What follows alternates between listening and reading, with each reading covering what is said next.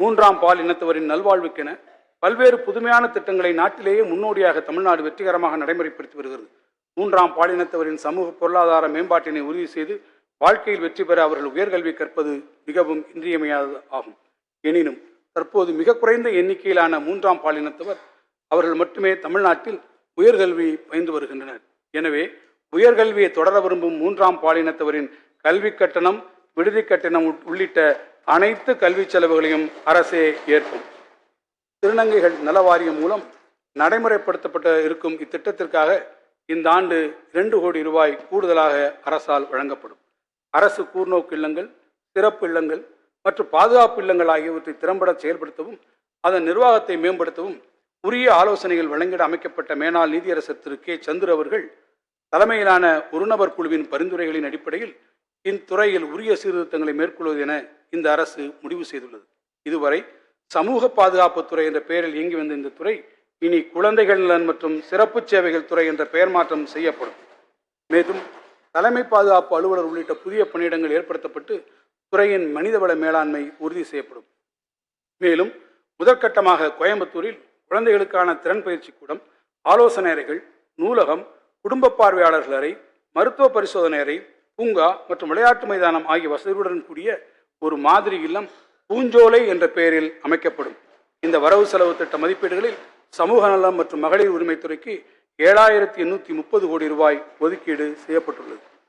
கல்வி மட்டுமே சமத்துவம் வளரச் செய்யும் மிகப்பெரிய ஆயுதம் என்றார் முத்தமிழறிஞர் கலைஞர்.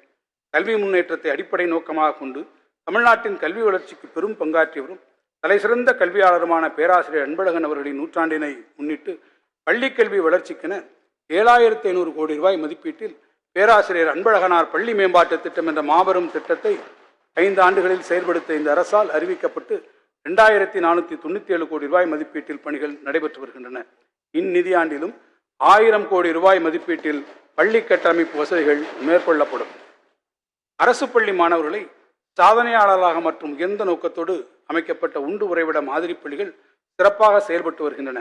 அவற்றில் படிக்கும் ஒவ்வொரு மாணவரும் நாட்டின் முதன்மையான உயர்கல்வி நிறுவனங்களில் சேர்க்கை பெற முடியும் என்ற நிலை உருவாகியுள்ளது. கடந்த 3 ஆண்டுகளில் 38 மாதிரி பள்ளிகள் 352 கோடி ரூபாய் செலவில் அமைக்கப்பட்டுள்ளன.